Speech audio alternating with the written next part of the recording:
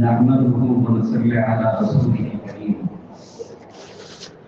أما بعد فقد قال الله تبارك وتعالى في كلامه القديم والفرقان المجيد: أعوذ بالله من الشيطان الرجيم. بسم الله الرحمن الرحيم. لقد من الله على المؤمنين إذ بعث فيهم رسولا من أنفسهم يتلو عليهم آياته ويزكيهم ويعلمهم الكتاب والحكمة وإن كانوا من قبل لفي ضلال مبين. صدق الله العظيم. وقال نبينا عليه الصلاة والسلام: إنما الأعمال بالنيات. صدق رسول الله صلى الله عليه وسلم.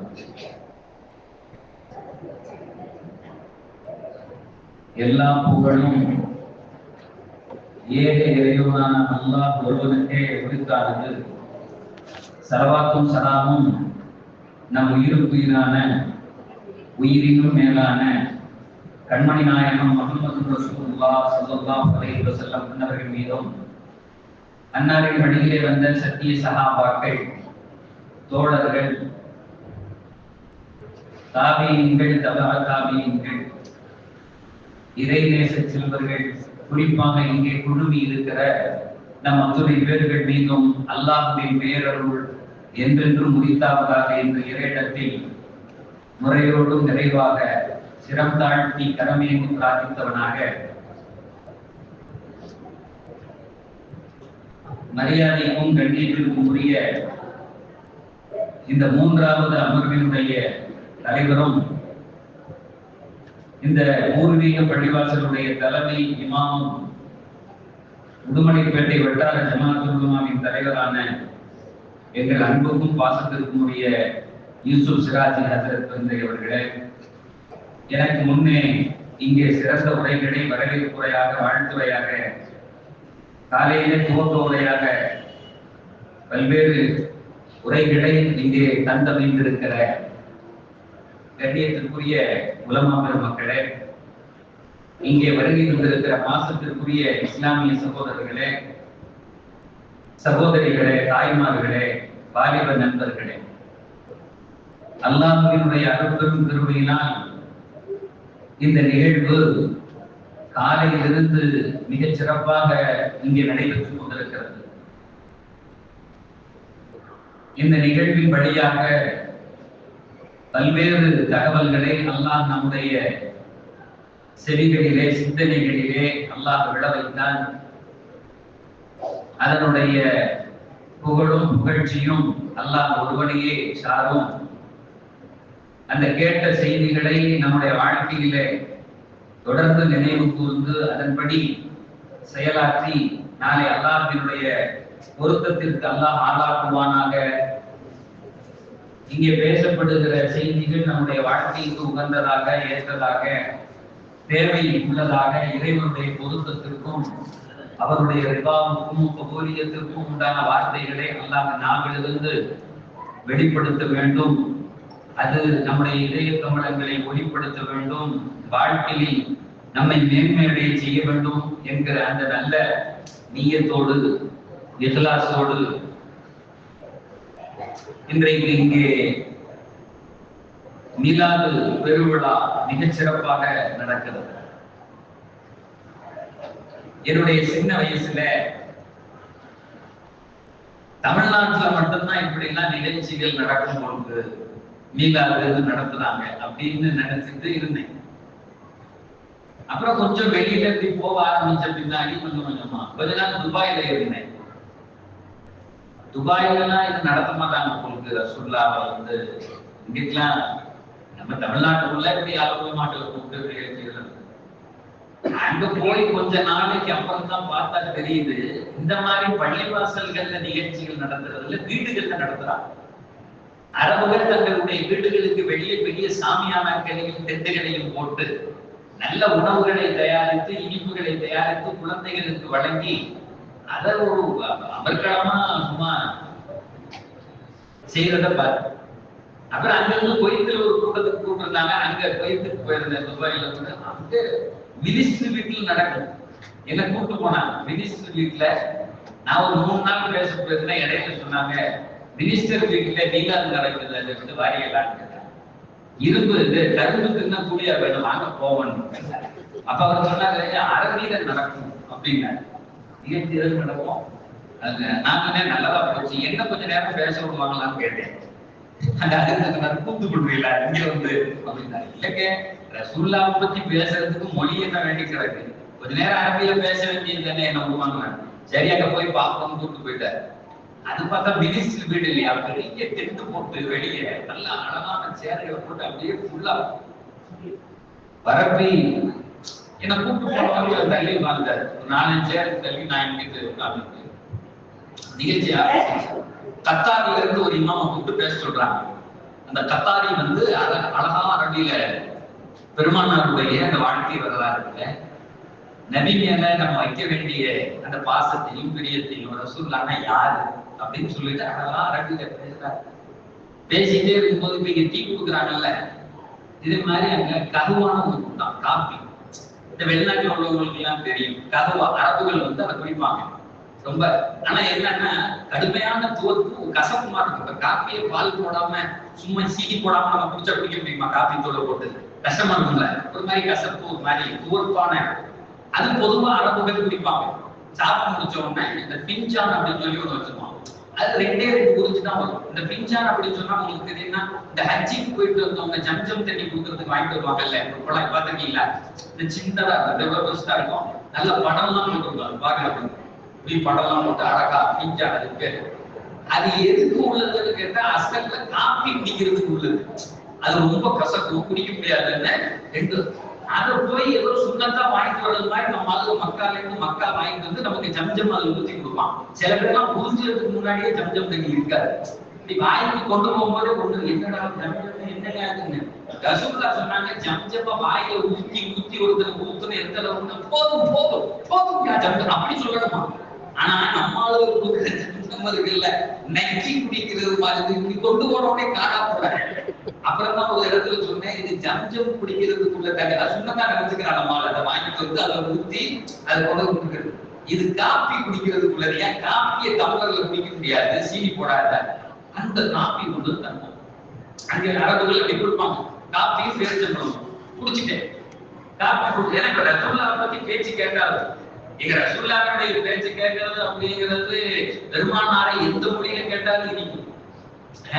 எந்த மொழியில வள்ளல் நபி ஒரு கவிதை சொன்னோம். வள்ளல் நபியின் வாழ்வதனை தற்போரில் உளவினிக்கும் உயிர் இனிக்கும் வெட்டும் 100 பாவினிக்கும் ஆய்ந்திடுவோர் அறிவினிக்கும் பாடிடுவோர் நாவினிக்கும் என்றிடுவே நான். என்ன அழகா சொல்றான் பாருங்க. வள்ளல் நபியின் வாழ்வதனை தற்போரில் உளவினி. இப்ப ரசூலுல்லாஹ் பத்தி பேச பேச ஒரு பெரும் ஆனந்தம். 1500 வருஷமா இந்த உம்மத்தி இதுதான் பாக்குது. ஆனாலும் கூட ரசூலுல்லாஹ் பத்தி சொல்லும் போது ஆனந்தமா நின்று எல்லா வேலைகளையும் வெற்றிட்டு வந்து அதை கேட்கும் போது மனம் குளிர்கிறது, முகம் குளிர்கிறது, அறிவு குளிர்கிறதுன்னா அது குளிர்ச்சியான பொருள். அதை கேட்டா அப்படித்தான் இருக்கும். அதெல்லாம் கேட்கணும்னா இந்த காப்பியை கொண்டு வந்து தந்துட்டான் என் கையில.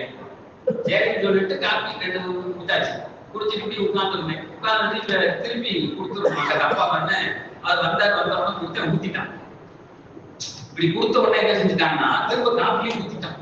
ஏற்கனவே குடிச்ச காப்பியே உடல் வரையும் கசக்குது. இது நம்மளாம் இனிப்பு நல்லா போட்டு குடிக்கிறாரு. நிறைய விஷயமா கேட்டேன். இன்னொரு டம்ளர் இருக்கா, அன்னைக்கு டீ குடிக்க வந்தா சொல்றாரு, யூஸ் பண்ணேன் கடையில அந்த சீனி வச்சிருக்க டப்பா இருக்கீங்களா, அதுல டீயை ஊற்றி கொண்டாங்க. துபாயில கொஞ்ச நாள் வேலைக்கு இருந்தேன். எங்க ரூட்ல ஒரு கூட்டாளர் தங்கி இருந்தான். என் வாழ்க்கையிலே பார்க்காத நிகழ்வு. ஒரு நாள் ஆபீஸ் போயிட்டு வர்றேன். அந்த போய் அல்வாவை உடைச்சு வச்சு சாப்பிட்டு இருக்கான். ஊர்ல இருந்து வந்துருக்கு. எல்லாரும் சாப்பிடுறாங்க. ஊர்ல இருந்து அல்வா கொடுத்துருக்கோம். ஆனா அவன் என்ன செய்யறான்னா பக்கத்துல ஒரு தட்டுல சீனி வச்சிருக்கான், சர்க்கரை. அல்வாவை பிச்சு சர்க்கரையில போட்டு வச்சுக்கிறான். இப்படி நீங்க பாத்துருக்கீங்களா? ரூமுக்குள்ள வந்து திரும்ப வெளியே போயிட்டேன். நல்லா தான் இருந்தான். அல்வாவை பிச்சு சர்க்கரை சீனியில தொட்டுங்க. அதுவே கொலையை நீங்க அல்வாங்கிறது அப்ப எப்படி இருக்கான் பாருங்க. இவன் என்ன உதவ குடிச்சாச்சு, திரும்ப கொடுத்தா திரும்ப ஊத்திட்டான். ரெண்டாவது ஊத்துனோன்னா வாங்கி வச்சு யோசிச்சுட்டே இருக்கேன், என்ன செய்யறது, குடிக்கிறதா வேணாமா, கசக்குதே அப்படின்னு சொல்லி. சரி 2 சிப்பு தானே குடிச்சுக்குவோம் அப்படின்னு 2 குடிச்சிட்டேன். குடிச்சிட்டு இப்ப இதை கொடுப்போமா வேணாமான்னு யோசனையே இருக்கு. ஏன்னா இவன் பொருள் ஊத்துறானே, என்ன செய்யறது தெரியல. கீழே ஊத்த முடியாது, என்ன காய்கறி போடுறது ஃபுல்லா ஊத்தி விட்டா சரன்னு போடும் எங்கேயாவது. இப்ப கொடுக்குறதா வேண்டாமா, கொடுக்குறதா வேண்டாமா. அப்ப பார்த்து சரி ஒரு முடிவு பண்ணி கொடுத்துருவோம்டா அப்படின்னு அவர் வந்தாருல, நீட்டான் ஊத்திட்டான்.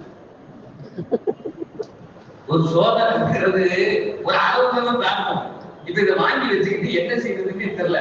இருந்தாங்க பக்கத்துல அந்த என்னை கூட்டிட்டு போன நிகழ்ச்சி நடத்துறவங்க அந்த அவர் கேட்கறாங்க, அவர் துணியை எடுத்து நல்லது அந்த குடியா நல்லதுன்னா ஏற்கனவே 2 தடவை குடிச்சு உள்ள உள்ளதெல்லாம் வெளியே வந்து உங்களுக்கு 3ஆவது தடவை எதை குடிக்கிறதா அப்படின்னு செல்வா அவரை கூப்பிட்டு இல்லைங்க 2 தடவை ஊட்டிட்டான் இது.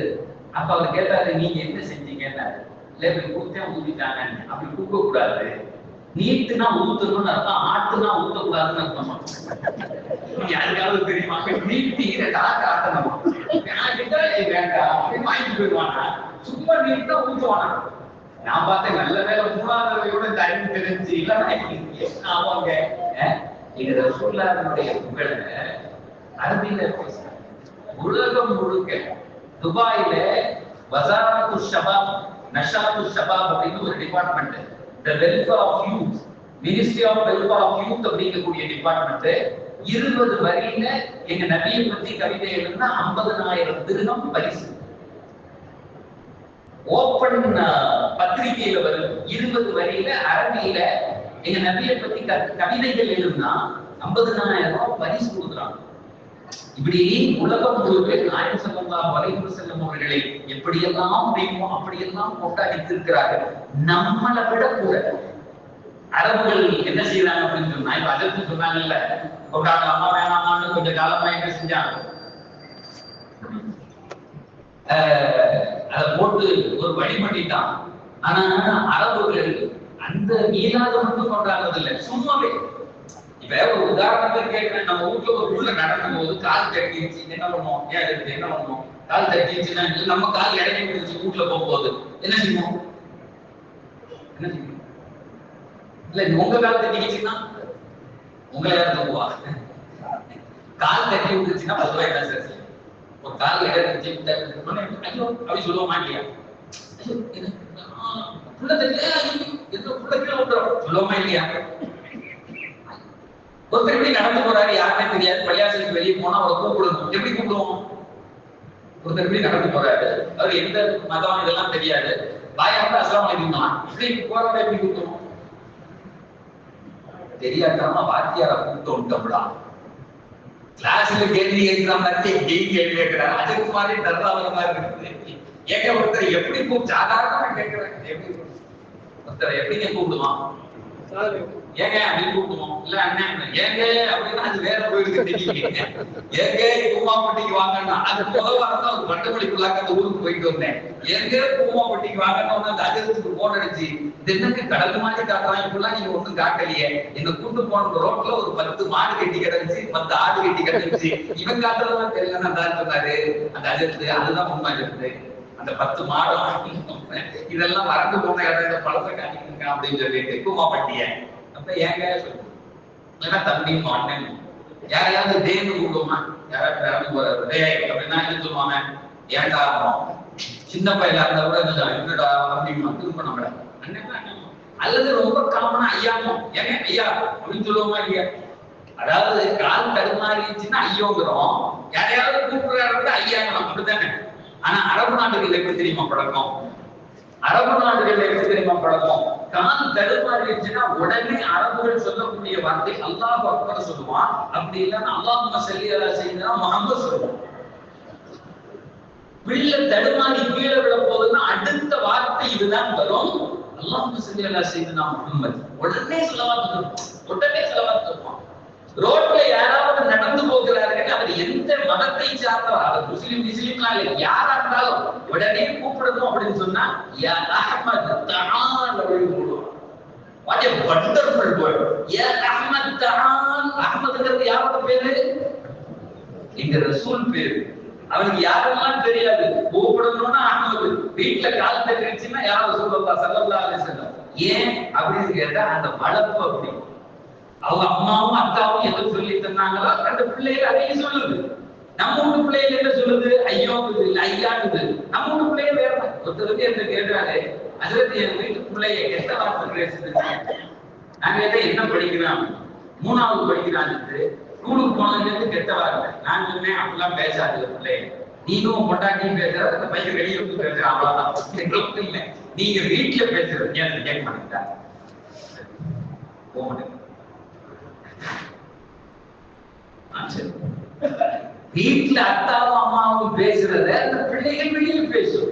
அது வரது சிறு அப்படின்னு பெருமனார் சொல்லுவாங்க. The children are secret of the parents அப்படிம்பாங்க. Secret of the parents. நீ வீட்டுல என்னெல்லாம் செய்வீங்களோ உங்களை வெளியே செய்வோம், ஒன்ன காட்டி கொடுப்போம். அதனால அரபுகளிடத்தில் நாயகம் ஸல்லல்லாஹு அலைஹி வஸல்லம் அவர்களுடைய பிரியம் எவ்வளவு மண்டி கிடக்கிறது அப்படின்னு சொன்னா, தடுக்கினால் சலவாத் அல்லாஹ் அவர்களை வாழ வைக்கிறார். அல்லாஹ் அவர்களை வாழ வைக்கிறார். அதே மாதிரி கூப்பிடுறோம்னா யா அஹ்மத் தான். பெருமானாருடைய பேரை சொல்லினா எல்லாரையுமே கூப்பிடுகிறார்கள். ஆனா நம்முடைய புரிதல் என்ன அப்படின்னு சொன்னா அப்படி இல்லை. உங்களுக்கு எனக்கு இங்கே ஒரு தலைப்பை தந்திருக்கிறார்கள். இஸ்லாமிய சமுதாயம் இன்றைக்கு எதை நோக்கி செல்லுகிறது? இப்ப எதை நோக்கி செல்லுது அப்படின்னு நான் சொல்லவே வேண்டியதில்லை, உங்களுக்கே தெரியும். இந்த மகளால அல்லது இந்த ஊர்ல இவ்வளவுதானா கூட்டம் இல்ல. இதுல எவ்வளவு வாலிபர்கள் தெரியாது. ஒரு காலம் மீளாதுகள் நடக்கும், ஃபுல்லா இறங்கி நின்று வேலை பார்க்கறது யங்ஸ்டர்ஸா தான் இருப்பாங்க. அந்த ஊர்ல இருக்கக்கூடிய வாலிபர் நற்பணி மன்ற சங்கம் தான் வேலை பார்க்கணும். அப்படிதான் என்னுடைய தகப்பனார் சொல்லுவாங்க, அல்லாஹ் ராமஸ் செய்வாங்க. சொல்லும் போது பேரை சொன்னாங்க. என்னுடைய தகப்பனார் சொல்லுவாங்க, எப்ப நாங்கெல்லாம் மீதாதுக்கு போகும்போது 10 மணிக்கு தான் மீதாது பயானே ஆரம்பிக்கும். சாப்பிட்டு பெண்கள் ஆண்கள் எல்லாம் வந்து உட்கார்ந்துருவாங்க. எல்லாரும் வரிசையில வந்து உட்கார்ந்தா 1:30 மணி வரையும் நடக்கும், 2 மணி வரையும் நடக்கும். அப்படி பேசிட்டே இருப்பாங்க. எங்க ரசூல் அப்படியே கேட்டுக்கிட்டே இருப்பாங்க. மக்கள் அதுல முஸ்லீம்கள் இருப்பாங்க, நான் முஸ்லீம்கள் இருப்பாங்க. இன்னும் ஒரு விஷயத்தை மேலே சொல்லுவேன். என் தகப்பனார் முதல்ல ஓதி முடிச்சுட்டு நான் பிறந்த கும்பகோணம் பக்கம் ஒரு கிராமம் ஆவூர் அப்படிங்கிற ஊருக்கு வந்த உடனே அங்கே இன்னும் அது பயானுக்கு தான் வந்திருக்காங்க. இல்ல அப்படியே அந்த ஊர்ல சேர்த்துட்டாங்க. அங்கேயே 48 வருஷம் இமாமா இருந்து அங்கேயே மூத்தாக்கி இங்கே அடங்கிட்டாங்க. அவ்வளவுதான். இந்த ஊர் விட்டு தூக்கி போவாதீங்க அப்படின்னு எங்க அத்தா சொல்லுவாங்க. நான் அந்த 2வது வருஷம் இங்க மீலாது நடக்கும் போது இந்து திருமணத்தில் திருவாரிக்கு அவங்க உட்கார்ந்துருப்பாங்க. அதுல ஊர்ல ஒரு காங்கிரஸ்காரர் மூத்த ஆள், அவர் வந்து 12 நாள் ரசூலுல்லாஹ் பத்தி கேட்டு என் தாப்பனார் கையை பிடிச்சிட்டு அழுதாங்க. என்ன அழகா சொல்லிட்டீங்க, நபியை பத்தி என்ன சொன்னீங்க, உங்களுக்கு ஏதாவது நான் செய்யணும் அப்படின்னு சொன்னாரு.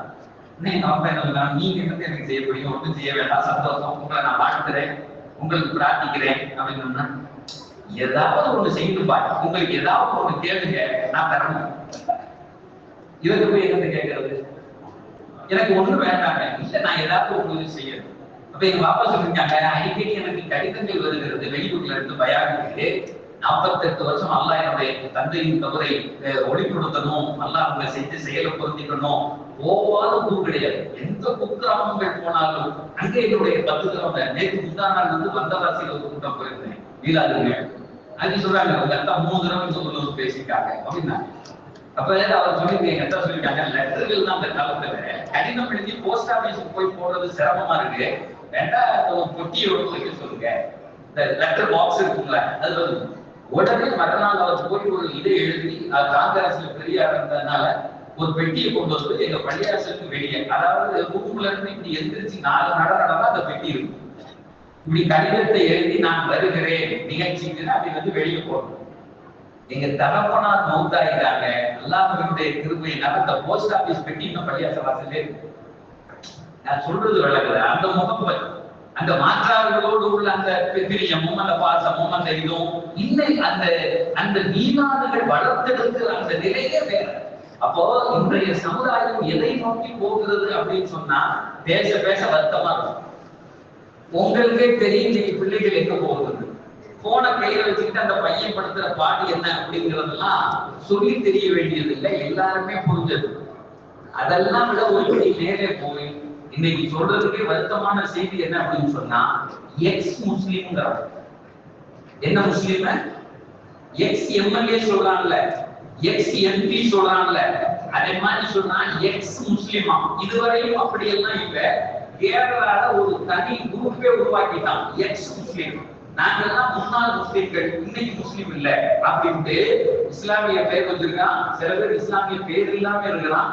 ஆனா இஸ்லாத்தை வரம்பு கடந்து அதை வந்து பேசுறாங்க. அதை குறித்து இவங்க எல்லாம் யார் அப்படின்னு பார்த்தா, புர்காவை ஏன் போடணும் அப்படின்னு கேட்கிற ஆளுங்க, முகத்தை ஏன் மூடணும்னு கேட்கிற ஆளுங்க. ரெண்டாவது இந்த இப்ப வந்திருக்கக்கூடிய இந்த நவீனமான இந்த ஓரின சேர்க்கை இது பூரா நல்லதுன்னு சொல்ற ஆளுங்க. இவங்க பூரா என்ன செய்யறாங்கன்னா இஸ்லாத்தை விட்டு வெளியே எந்த ஒரு ஆளாவது எக்ஸ் இந்துன்னு பேர் வச்சிருக்காங்கன்னா இல்ல, எக்ஸ் கிறிஸ்டியன் வச்சிருக்கானா இல்ல. ஆனா இவன் மட்டும் நாங்க எக்ஸ் முஸ்லிம் முன்னால இருந்தோம் இப்ப இல்லைன்னா இந்த அளவுக்கு இருக்கிதான் அப்படிங்கிறது மொத்த இஸ்லாத்தை விட்டு வெளியே போகிறத இந்த அளவுக்கு போயிருச்சு. அதனால இதை பத்தி பேசி இதை பத்தி நம்ம விலாபாரியா இவங்க எப்படி இருக்காங்க அப்படிங்கிறாங்க. எதை நோக்கி நாம் பயணிக்கணும் அப்படிங்கிறது இப்ப முக்கியமான விஷயம். நமக்கு எது தேவை, இன்னைக்கு நாம் எதை நோக்கி பயணிக்கிறோம் அப்படின்னு கேட்டா ரசூலுல்லாஹி ஸல்லல்லாஹு அலைஹி வஸல்லம் அழகா சொல்லுவாங்க. பெருமானார் அழகா சொல்லுவாங்க. அதாவது யஹ்ரிஸ் அலா மா யன்ஃபஉ, ரசூலுல்லாஹி ஸல்லல்லாஹு அலைஹி வஸல்லம் யஹ்ரிஸ் அலா மா யன்ஃபஉ. ஒரு மூமினுடைய சிந்தனை எப்போதுமே பாசிட்டிவா இருக்கும், நல்லதை குறித்து இருக்கும், டெவலப்மெண்ட்டை குறித்து இருக்கும், நல்ல உருவாக்கணுங்கிறத நினைச்சுதான் இருக்குமே தவிர நெகட்டிவா யோசிக்கவே மாட்டான். இது எப்படி விளங்காம போகும் நினைக்கவே மாட்டான். நான் எப்படி ஏழையா போயிருவேன் நினைக்கவே மாட்டான். ஒரு காலம் வரும் நான் எப்படி நோயாளி ஆயிடுவேன், நான் கொஞ்ச நாளையே செத்து போயிருவேன், எனக்கு பிபி வந்துடும், எனக்கு சுகர் வந்துடும், எனக்கு கேன்சர் வரும். இந்த சிந்தனை இருக்கு இல்ல, இது சைத்தானிய சிந்தனை. அஷ்ஷைத்தானு யஇதுகுமுல் ஃபக்ர வ யஅமுருக்கும் பில் ஃபஹ்ஷா. குர்ஆன் அல்லாஹ் சொல்லுவான், எப்ப பார்த்தாலும் உங்களுடைய தோள்புஜத்தில் அமர்ந்து கொண்டு சைத்தான் சொல்லுவான், நீ ஒரு நாள் ஏழையாக ஆகிவிடுவாய், உன் காசெல்லாம் போயிடும், சந்தியில நிற்ப, நடுத்தரல நிற்ப அப்படின்னு உடனே நீங்க பயப்படுறாங்க இல்லையா. நீங்க அறிவித்து சொன்னாங்கல்ல, தங்க விலை 1 லட்சம் ரூபாய் போச்சு, 1 லட்சம் ரூபாய் வந்துருச்சு அப்படின்னு சொன்னா ஐயோ என்ன செய்யறது அப்படின்னு சொல்றான் சில பேரு. எங்க ஈசா இருக்காரு அல்ஹம்துலில்லாஹ் அப்படின்னு சொல்லிருப்பாங்க, இன்னும் கொஞ்சம் தங்க விலை ஏறி இருக்கும் அப்படின்னு. அல்ஹம்துலில்லாஹ் சொன்னோம்னா என்ன நடக்கும், இன்னும் கொஞ்சம் ஏத்துறாங்களா அப்படின்னு அது இன்னும் கொஞ்சம் ஏறும். ஒரு மூமினுக்கு எதுவும் கிடையாது, அந்த பொறுப்பு அல்லாஹ் எடுத்துக்கணும். சார் இந்த எங்க அஜர்த்து சொல்லும் போது அல்ஹம்துலில்லாஹ் ஒரு ஒத்த வார்த்தையில சொன்னாங்க, இது என்ன செய்யும் தெரியுமா?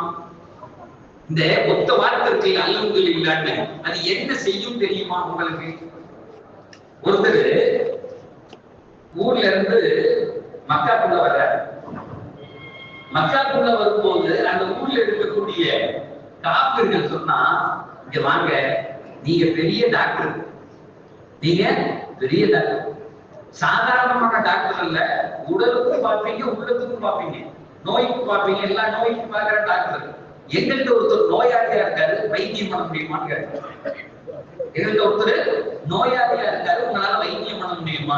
அவர் சொன்னாரு, நான் பல பேரை பார்த்திருக்கேன், இது என்ன பெரிய வைத்தியம், யார் நோயாளி சொல்றது அப்படின்னா. இந்த மக்கால உள்ள எல்லாருக்கும் பிரச்சனையே யாருன்னா பெருமானார் ரசூலுல்லாஹி ஸல்லல்லாஹு அலைஹி வஸல்லம். பெருமானார நோயாளியா சித்தரிச்சாங்க. இப்ப இந்த டாக்டர் பேர் என்னன்னா திமாத் இப்னு ஸஅலப அல் அஸ்தி அப்படிங்கிற ஒரு பேர். திமாத் இப்னு ஸஅலபத்துல் அஸ்தி அவர் பேர். இப்ப வராரு, அந்த கூப்பிட்டு வந்துட்டான். எங்க பெருமானார் பள்ளியாசல்ல உட்கார்ந்துருக்காங்க மக்கால. இவரு வந்துட்டாரு, இப்ப ஓதி பார்க்க போறாரு. யாருக்கு யாரு ஓதி பார்க்க போறாரு? உலகத்துக்கே யார் ஓதி பார்த்தாங்களோ அன்னைக்கு 1500 ஆண்டுகளுக்கு முன்னால் சொன்ன ஒத்த வார்த்தையை இன்னைக்கு சொன்னா ஒருத்தருடைய நோய் போகுதோ, அந்த 1500 ஆண்டுகளுக்கு முன்னால் மதீனாவில் அமர்ந்து சொன்ன ஒத்த வார்த்தையை சொன்னால் அவருடைய இதயத்தினுடைய குஃப்ரும் ஷிர்க்கும் மட்டுமல்ல அடைப்புகள் நீங்குதோ. ஒரு கேன்சர் நோயாளி நல்லாவரானோ அந்த வைத்தியருக்கு வைத்தியம் பார்க்க ஒருத்தர் வர்றார். அந்த வைத்தியருடைய நோக்கம் என்னன்னா இவருக்கு வைத்தியம் அப்படிங்கிறது. யாருக்கு? எங்க பெருமானார் வந்துட்டார், வந்து உட்காண்டார்.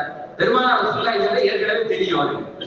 அதனால வந்த உடனே கேட்டாங்க, யா முஹம்மத் அப்படின்னு. வந்த உடனே எங்க ரசூலுல்லாஹ் வந்து கேட்கிறாரு, நல்ல கவனமா கேளுங்க, ஒரு முக்கியமான ஒரு ஒரு ஒரு செய்தி, அது வாழ்க்கையினுடைய ஒரு திருப்புமுனை. சாதாரணமா எங்க அதிர்ச்சி சொன்னாங்க, எங்க ஈசா தரத்து அல்லாஹ் தஆலா எங்க ஈசா தரத்து அவர்களுடைய மன்னரை ஒளிப்படுத்துவாங்க. இன்னும் ஒரு செய்தியை சேர்த்து சொல்லுகிறேன், இது போன்ற நிகழ்வுகளை கிட்டத்தட்ட 50 வருஷத்துக்கு மேலாக உங்களுடைய பள்ளிகளில் உங்கள் தகப்பனால் தலக்காட்டில் இருக்கிற நேரத்தில் நடத்தி காட்டியவர்கள் ஈசா ஹஜ்ரத். அப்படித்தானே? இந்த நிகழ்ச்சி இன்றைக்கு நடக்குதுன்னா அன்றைக்கு ஏற்படுத்தப்பட்ட இஹ்லாஸான நோக்கத்தினுடைய தொடர்ச்சி. நீங்கள் செய்கிற இந்த செயல் அவர்கள் கபரிலே எடுத்து காட்டப்படும். நீங்க செஞ்ச நல்ல காரியத்தை உங்க பிச்சிலர்கள் அவர்களுடைய பிள்ளைகள் செய்கிறார்கள் என்று அல்லாஹ் இன்றைக்கு எங்க ஈசா ஹஜ்ரத்தினுடைய கபரை விசாலப்படுத்தி இருப்பாங்க. எங்க ஈசா ஹஜ்ரத்தினுடைய கபருக்கு இன்று விளக்குகள் போடப்பட்டிருக்கும். எந்த பேர பிள்ளைகள் எந்த தகப்பனார்கள் இதை நடத்துகிறீர்களோ உங்களை பத்தி சொல்ல முடியும். எவ்வளவு சந்தோஷம் அடைவாங்க. அவங்க அடையக்கூடிய அந்த அளவிலான மகிழ்ச்சி அந்த கபர்கள் மற்றவரை கபரை எப்படி நீளும் கண் தெரிகிற அளவுக்கு அல்லாஹ் தீட்டி தருவாங்க. அது ஒளிப்படுத்தப்படும். பெரிய இடம், அது ஒரு பேலஸா மாறி போயிருக்குமே நீங்க செய்த இந்த காரியங்களால. அந்த அல்ஹம்துலில்லாஹ் ஹஜ்ரத் சொன்னது என்ன செய்யுது அப்படிங்கிறதுக்கு அந்த பெருமானாருடைய அந்த வரலாற்று சம்பவம் தான் உதாரணம். அவர் வந்தார், உட்கார்ந்துட்டார். டாக்டர் வைத்தியம் பார்க்க போகிறார். ஒரு அருமையான செயலை செய்கிறார். அவர் பெருமானாருக்கு முன்னாடி உட்கார்ந்து சொல்லுகிறார், யா முஹம்மத் இன்னி அல்கா பிஹாதர் ரே, இன்னி அல்கா பிஹாதர் ரே, முஹம்மதே உங்களுக்கு பிடித்திருக்கிற இந்த பைத்தியத்திற்கு எனக்கு ஓதி பார்க்க தெரியும்னார். ரீ அப்படிங்கிறதுக்கு அர்த்தம் காத்து அர்த்தம். சில இடங்கள்ல சொல்லுவாங்க காத்து கருப்பு குடிச்சிருக்கோமா, பைத்தியம் குடிச்சதுக்கு என்ன சொல்லுவான், இதை காத்து கருப்பு குடிச்சிருக்கு ஓதி விட்டா சரியா இருக்குமான்ல. அன்னைக்குமே இந்த வார்த்தையை அரசியலே பயன்படுத்தினாங்க. இன்னி அதுதான் பிஹாதரி சொல்லிட்டு அவர் சொன்னாரு, வல்லாஹி யஸ்பி வல்லாஹி அக்ஸர மினன் நாஸி பியதி மன் ஷா. அல்லாஹ் யாரை நாடுகிறானோ என்னுடைய கரத்தில் இருந்து அவர்களுக்கு நோய் நிவாரணம் தந்திருக்கிறார். டாக்டர் தளபதி சொல்லுங்க யாருங்க, அப்பதானே நம்பிக்குவான். இன்னைக்கே கூட ஒரு டாக்டரை பார்க்க போனா கீழே இருந்து எல்லாமே போட்டிருக்கான். என்னது MBBS போட்டு அப்புறம் ஒன்னொன்னா போடுறான். கிட்னியா இதயமா, அது என்னமோ கறிக்கடை மாதிரியே இருக்கு. வெளியே கிட்னி இதயம், அப்புறம் வயிறு குடல் புண்ணாக்கு போறான். இன்னைக்குள்ள மருத்துவம் இருக்கிறதே ஒரு வித்தியாசம். அந்த டாக்டர் FRCS ஒருத்தங்க கேட்டேன், இந்த ஸ்டெத்தோஸ்கோப் எதுக்குடா வச்சு பார்க்கலாம், மூச்சை இவ்வளவு வளர்ந்த பின்னாடி கூட இப்ப இதுல தாடி நரைச்சாங்கலாம் இருக்கு, அன்னையில இருந்து இந்த இப்படி வச்சு இழுத்து பார்க்கலாம் அப்படின்னா மூச்சை இழுத்து விடுங்க அப்படின்னு வச்சு பார்க்கலாம்ல. இது எதுக்குடா பாக்குறாங்கன்னா, அந்த ஆளுக்கு ஒரு விளக்கம் சொன்னா, பாக்கெட்ல காசு இருக்கான்னு பாக்குறாயா, அதுக்கு கடைக்கு பாப்பா இருந்தா ஒரு வைத்தியம் இல்ல அப்படின்னு சொன்னா வைத்து வாடா அப்படின்றலாம். இப்ப இன்னைக்கு திசையான காலங்கள். இன்னைக்கு ஒரு நண்பர் மருந்து கடையில போய் ஜாமா மருந்து வாங்குறதுக்காக வேண்டி கொடுத்துட்டாரு.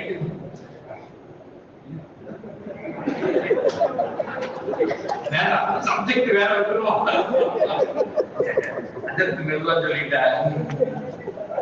நல்லா வைத்தியம் பார்க்கறாங்க. சரி, அது வச்சு அடுத்து நண்பர் சொன்னாரு, இப்ப ஒரு மெடிக்கல் ஷாப் திறப்புலாக்கு கூட்டு போனா எப்படி துவா ஓதுறதுன்னு தெரியல.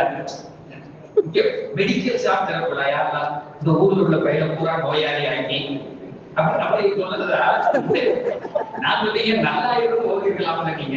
இதுதான் அவருக்கு வருமானம் வரது எப்படி தெரியும், நல்லாதான் வரமாட்டாங்க அப்படிங்கிறது. அந்த அஜர்த்துக்காக அவர் ஓதக்கூடிய கோபம் தருவாங்க. அதுக்கு எப்படியா அப்படின்னு டாக்டர் வந்துட்டாரு. முன்னாடி உட்கார்ந்து சொல்றாரு, நான் ஓதி பார்ப்பேன். இன்னைக்கு உள்ள டாக்டர்கள் மாதிரி எல்லாத்தையும் FRCS என் கையில எல்லாம் நிறைய பேரை நோய் நிவாரணம் எடுத்திருக்கிறார் இப்படி எல்லாம் சொல்லிட்டு பகல்ல அப்படின்னு கேட்கிறாரு. பகல்ல ரெமெடி உனக்கு நான் ஏதாவது செய்யணுமா? ஏன் அப்படின்னு கேட்டா, என்னைக்குமே மருந்து எப்ப வேலை செய்யணும்னா அவனா டாக்டர்கிட்ட எனக்கு பாருன்னு சொல்லணும். நம்மளா போய் ஒருத்தருக்கு சொன்னா அந்த மருந்து வேலையை செய்யாது. ஏன்னா நம்பவே மாட்டான். மருந்துங்கிறது டாக்டர் வேலை உட்கார்ந்துருக்கா 60% நம்பிக்கை தான். எங்க வீட்டுக்கு பக்கத்துல ஒரு டாக்டர் இருக்காரு, குழந்தைகள் சைல்டு ஸ்பெஷலிஸ்ட். நாங்க எல்லாத்தையும் சொல்றது, நாங்க எல்லாரும் செய்யறது. பிள்ளைக்கு உடம்பு சரியில்லைன்னா அவங்க தூக்கிட்டு போவோம், 100 ரூபாய் கொடுப்போம். அவர் என்ன செய்வாருன்னா பிள்ளை எப்படி கடங்குவாரு, நல்லா இருக்கியா கண்ணு அப்படின்ட்டு ஒரு பேப்பர்ல மருந்து கொடுப்பாரு. மருந்தை வாங்கி பாக்கெட்ல பேப்பர் மட்டும் வச்சுக்கிட்டு வீட்டுக்கு வந்துடும். பிள்ளைக்கு சரியா போயிடும்.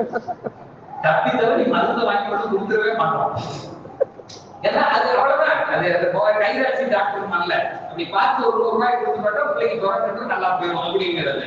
இப்ப இதே மாதிரி நான் கேட்கணும்ல போய் அவர் கேட்கிறாரு, பகல்ல do you want to teach you, do you need the treatment, உனக்கு ட்ரீட்மெண்ட் வேணுமா பார்க்கணுமா? யா முஹம்மத் ஸல்லல்லாஹு அலைஹி வஸல்லம், எங்க ரசூலுல்லாஹ் எத்தனை பேருக்கு ட்ரீட்மெண்ட் பார்த்தாங்க.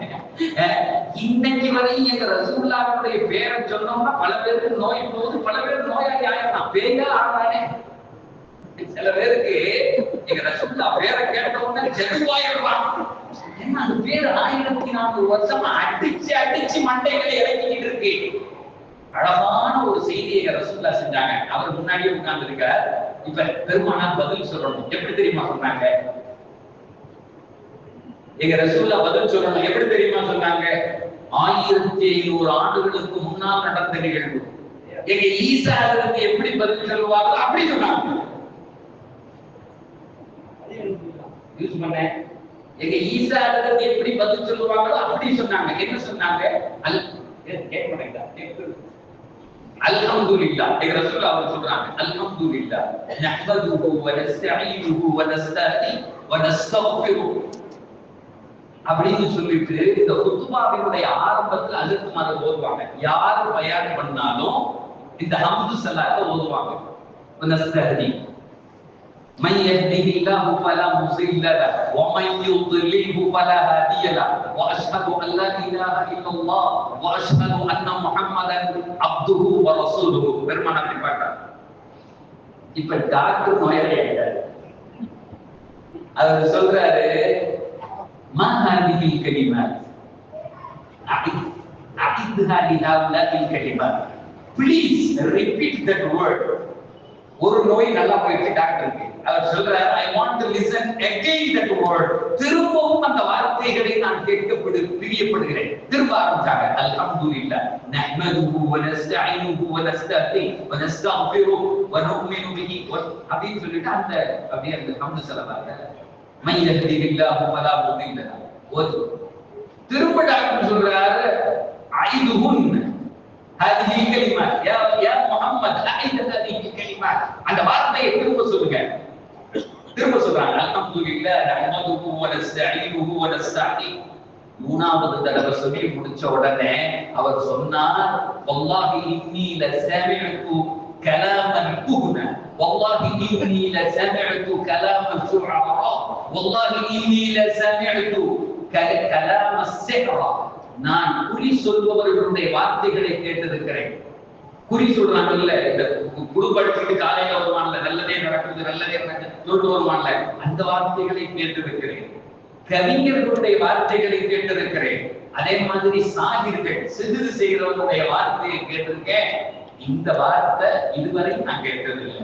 இந்த வார்த்தையை நான் அப்படி சொல்லிக்கிட்டே இருக்கேன். இந்த வார்த்தையை நான் இதுவரையும் கேட்டதில்லை. இந்த வார்த்தையை நான் இதுவரையும் கேட்டதில்லை.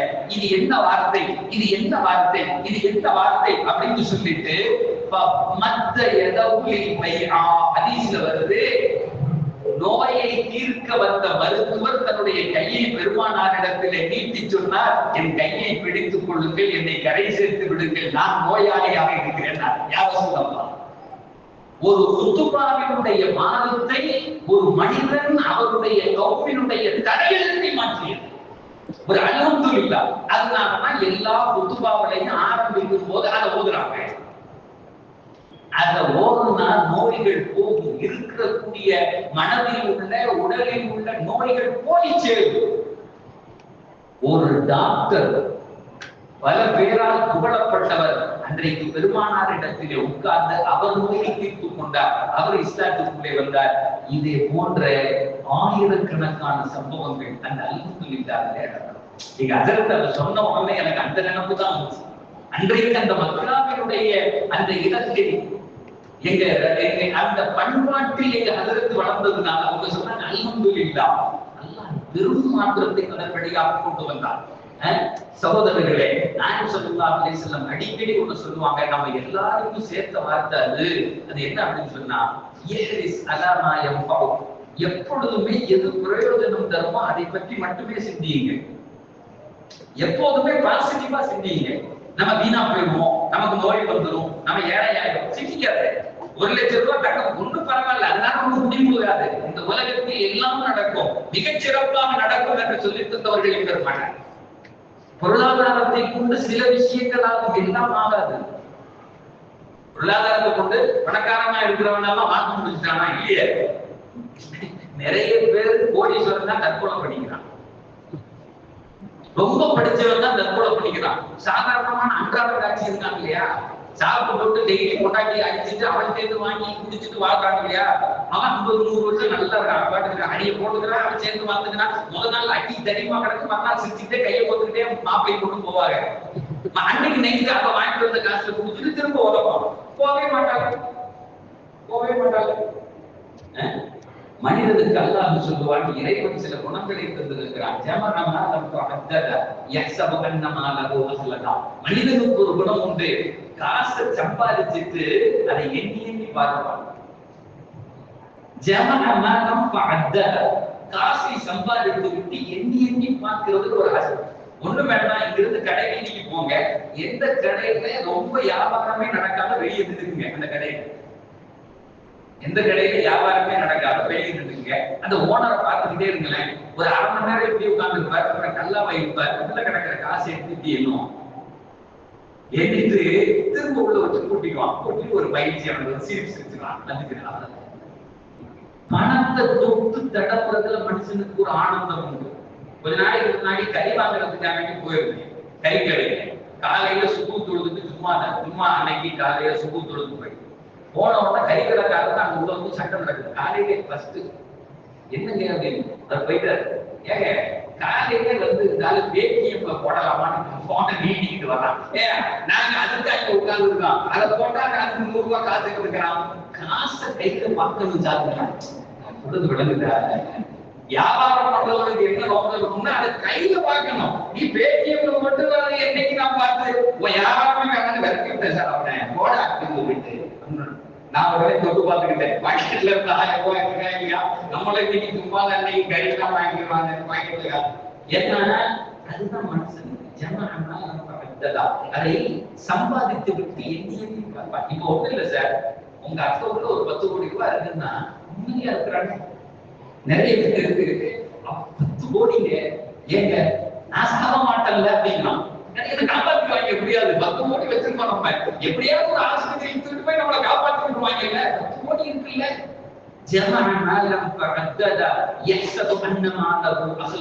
அவன் நினைத்துக் கொண்டான், என் பொருளாதாரம் என்னை சாவ விடாது. நல்லா சொல்றாங்க அல்லாஹ். உன்னை விட கோடிகள் வைத்திருந்தவடெல்லாம் கடைசி நேரத்திலே கோடி துணி இல்லாமல் போனார்கள். அது நம்பிக்கை அல்ல, அந்த பொருளாதாரம் அல்ல. மூத்து வருகிற நேரத்தில் எல்லாத்தையும் தூக்கி சாப்பிட்டு போயிட்டே இருக்கும், போயிட்டே இருக்கும், போயிட்டே இருக்கும். ஏகனை சலாமா என்பா பெருமானார் சொல்வார்கள், உன்னுடைய இம்மை மறுமையினுடைய வாழ்க்கைக்கு எது தேவையோ அதை குறித்து நீ சிந்திக்க வேண்டும். இது யாருக்கு சொல்லப்படுதுன்னா உங்கள் வழியாக உங்கள் குழந்தைகள். நீ என்ன செய்யணும்? நிறைய பெற்றோர்கள் என்ன நினைக்கிறாங்கன்னா பிள்ளைகளுக்கு தேவையானதெல்லாம் சேர்த்து வச்சுட்டு போகணும்னு நினைக்கிறான். எதுக்கு இவ்வளவு சேர்க்குறீங்க? இல்ல பிள்ளை குட்டிக இருக்குங்க, நம்ம நல்லா இருக்கணும். பிள்ளை குட்டிகளுக்கு ஓரளவு சேர்க்கணும், அவன் வாழ்ற அளவுக்கு எல்லாம் சேர்க்கக்கூடாது. கொஞ்ச நாளைக்கு முன்னாடி ஒரு பையன் வந்தான், படிச்சுட்டு இருந்தான் காலேஜ்ல. நான் காலேஜ்ல வந்தேன், கூப்பிட்டு கேட்டேன், தம்பி படிச்சுட்டு என்ன செய்ய போறேன் அப்படின்னு கேட்டேன். இது கேட்கறது தானே, வாத்தியாரா சரி டீச்சரா படிச்சுட்டு என்ன செய்ய போறேன் அப்படின்னா என்ன சொல்லுவோம்? இப்ப உங்களை கேட்டா என்ன சொல்றீங்க? வேலைக்கு போவோம். படிச்சுட்டு என்ன செய்வேன்? வேலைக்கு போவேன், ஒரு டிகிரி முடிக்கணும், தொழில் வைப்பேன், இப்படி சொல்லணும்ல. அந்த பையன் ஒண்ணு சொன்னான். எப்படி சொன்னா தெரியுமா? அவன்கிட்ட கேட்டது ஒண்ணுன்னா, அது எங்க அத்தா பார்த்து பார்க்கணும். இது என்னடா அது பதிலே வித்தியாசமா இருக்கு. எங்க அத்தா பார்த்து அந்தாவோட படிக்க வச்சான்.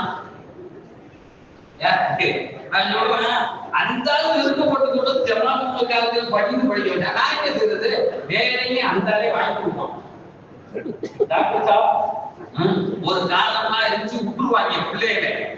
நம்மளா போய் படிச்சு நம்மளா தண்ணி கையை ஊண்டி கரணம் போட்டு வேலைக்கு போய் நம்மளா செஞ்சுக்கணும் ஒழிச்சு பார்க்கலாம் மாட்டாங்க. ஆனா இன்னைக்கு அவன் படிச்சுட்டு எங்க அத்தா வேலை வாங்கி கொடுப்பாங்க.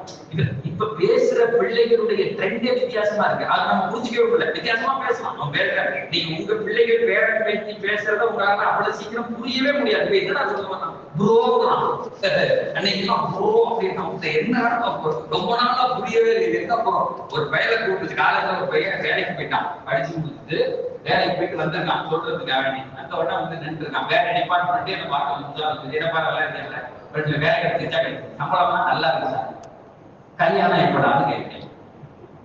இது கேட்கறது கல்யாணம் எப்ப சொல்லுவீங்க? என்ன நான் சொல்லி கொடுத்தாங்க, பொண்ணு பார்த்துட்டு இருக்காங்க, இப்படித்தானே சொல்லணும் பதில். அவன் சொன்னா ஒரு பதில் உங்களுக்கு புரியுது. உண்மையா சொல்றேன், ரொம்ப நேரம் எனக்கு புரியவே இல்லை. நான் கேட்ட கேள்வி நீங்க பதில் சரியாவே இல்லையே. திருப்பம் சொல்லலாம் உங்களுக்கு புரியுது அப்படிங்கிறான். அப்புறம் தான் எனக்கு விளங்குதோ இவனை பெற்று அப்பனுக்கு விளங்குல. சொல்றாங்க இன்னும் சின்ன பிள்ளைனே நினைக்கிறாங்க. வீட்டுல வேலைக்கு போயிட்டு மாசம் 25,000 ரூபாய் சம்பளம். ஆமா நீங்க அடிக்கடி இப்படி பயானுக்கெல்லாம் ஒவ்வொரு ஊரா போறீங்கல்ல, எங்க ஊருக்கு வந்தா என்னங்கிறான். நம்மள பிராண்டி போடலாம். எங்க ஊருக்கு வாயா, எங்க வீட்டுக்கு வாயா வந்து எதையாவது கொஞ்சம் சொல்லுங்க. உங்கள் குழந்தைகளுக்கு நல்லது எதுவோ அதை பத்தி திருப்பிங்க. எது பிரயோஜனமோ அதன் பக்கம் அந்த பையனை திருப்பணும், அதன் பக்கம் அவனுடைய கவனத்தை திருப்பணும். நாமும் திருப்பணும். சிந்திக்கிறதே அதை சிந்திக்க வைக்கணும், அவனா எந்திரிக்கிறது வைக்கணும். சஹாபாக்கள்ல உமர் ரலியல்லாஹு தஆலா சொல்லுவாங்க, இந்த மோட்டு மேல இருந்துதான் எங்க அத்தா என்ன பார்த்து சொன்னாரு, மாடு மேய்க்க தெரியுதா? மாடு மேய்க்க தெரியும். அறிவு இருக்காங்க அவங்களுக்கு, மாடு மேய்க்க தெரியுதாங்க. அதே மோட்ல இன்னைக்கு நான் கலீஃபாவா இருக்கிறேன். உமருக்கு பேரு உமர் தான். பெருமானார் எந்த மாற்றத்தையும் சொல்லல. நீ ஜிம்முக்கு போ, நீ வந்து 6 பேக் போடு, நல்லா இதெல்லாம். இன்னைக்கு அந்த பையன் அதுலயே தான் இருக்கான். இந்த கையை தூக்குமா 6 பேக். அன்னைக்கு ஒரு பையன் வந்து சொன்னா, எங்கடா தூக்குறேன்னா, ஜிம்முக்கு போய் கொஞ்சம் எக்ஸ்ட்ரா ஒர்க் அவுட் பண்ணேன் சார், அதனால தூக்கிட்டேன் கிளாஸ்ல. நான் சொன்னேன் என்ன செய்வ ஜிம்முக்கு போனாங்க, 6 பேக் இருக்கு சார். நான் சொன்னேன் எனக்கும் அப்படிதான். இல்ல இது வேறங்களா கேட்டேன், இது தொப்ப சார், நான் போன 6 பேக் வேற, இது பின்னாடியே தெரியறாங்க அப்படின்னு. உமராகத்தான் இருந்தார். அதே நல்லா பெருமானார் என்ன மாற்று சிந்தனை மாற்றவே எப்படி சிந்திக்கணும்னு சொல்லி தந்தாங்க. அடுத்த நாள் கலீஃபாவாக மாறிவிட்டார். உனக்கு எது பயன் தருமோ அதற்கு பின்னாலே நீ செய். அதுதான் பயனுள்ள கல்வியும் அறியும். இன்னைக்கு பயனுள்ள கல்வின்னா என்ன நினைச்சுக்கிட்டான் அப்படின்னா, கேள்வி கேட்கறது தான் பயனுள்ள கல்வி அப்படின்னு நினைச்சுக்கிட்டான். நம்ம பிள்ளைகள் நிறைய மாறி போகிற இடம் எது அப்படின்னு சொன்னா கேள்வி கேட்கிறது. ரெண்டாவது பெரிய கொடுமை என்ன அப்படின்னு சொன்னா, இன்னைக்கு நபிகளாரை நம்பருக்குள்ள அடக்கிட்டான். நபிகளாரை என்ன செஞ்சுட்டான்? நம்பருக்குள்ள அடக்கிட்டான். அதாவது முஸ்லிம்ல 43, புகாரில 22. இப்படிதான் என்ன, புகாரில 23, முஸ்லிம்ல 42ன்னா எங்க பெருமானார் நம்பருக்குள்ள அடக்கணும்னா.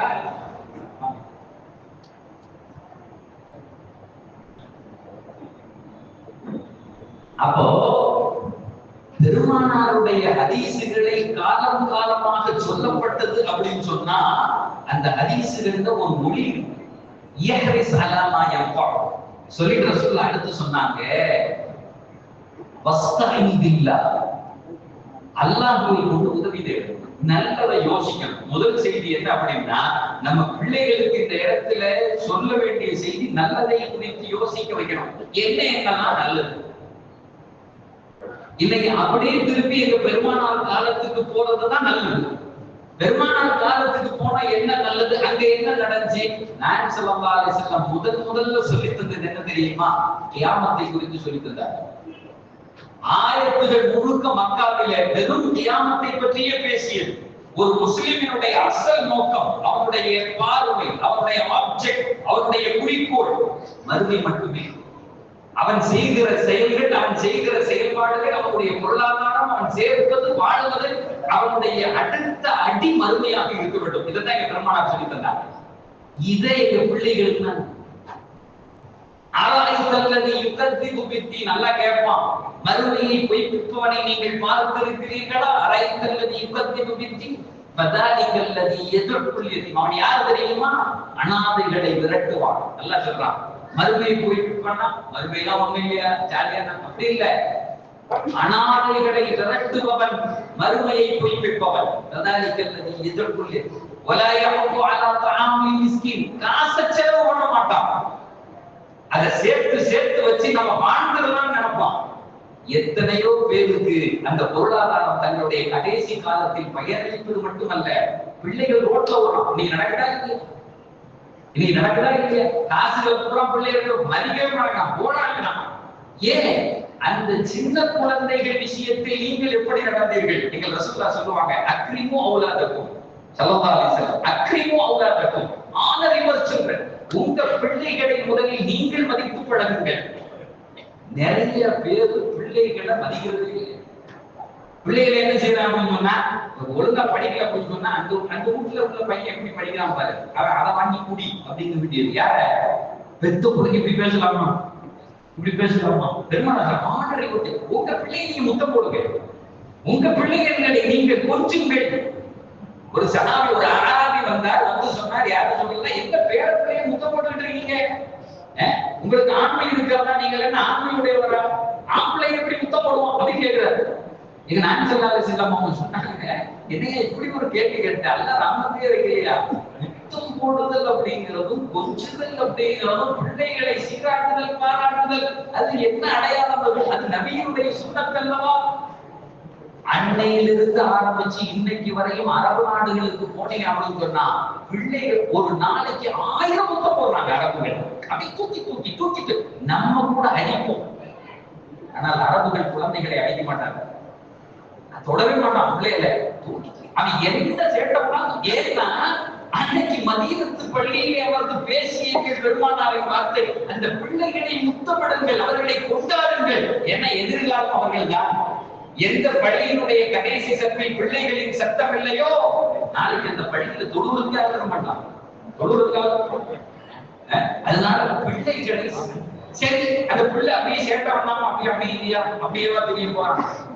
பிள்ளைகளை நீங்க கொஞ்சம் இங்கே வளர்த்தீங்கன்னா அது சேட்டை பண்ணுவான். கண்டிப்பா சேட்டை பண்ணாம இருக்க மாட்டான். அடுத்து சொல்றாங்க, அந்த சேட்டை பண்ற நேரத்துல கொஞ்சம் அந்த பிள்ளைகள் தரபியத் கொஞ்சம் சரி பண்ணிக்க.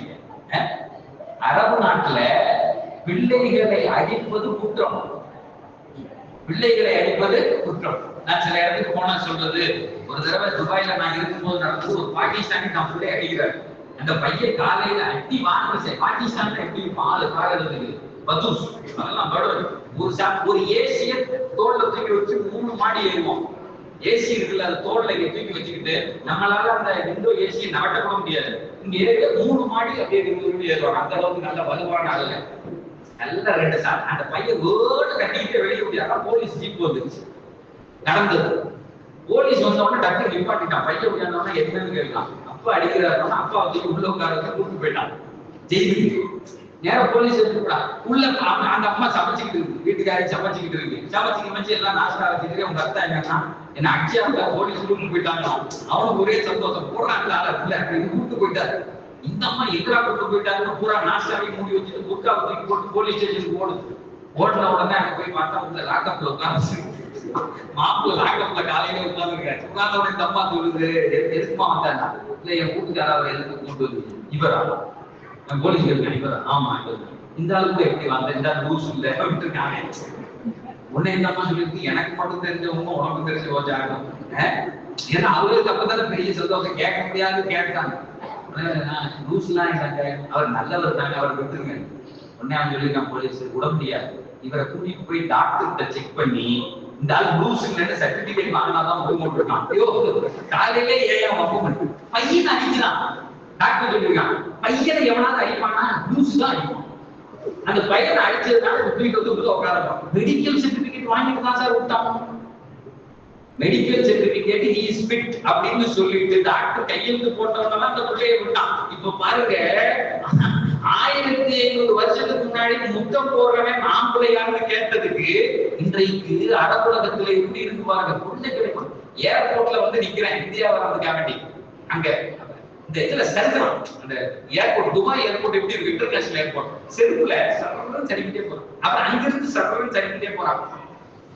அந்த பிள்ளைகள் இப்படி விளையாடுறாங்க. எனக்கு முன்னாடி உள்ள ஒருத்தர் சொல்றாரு, பாரு இந்த ஊர் பிள்ளைகள்லாம் எப்படி இருந்தான் பாரு, இப்படி பெத்தனை கேட்கவே மாட்டான் பொறுக்கு அப்படின்னு எனக்கு முன்னாடி உள்ள ஒருத்தர் சொல்றாரு.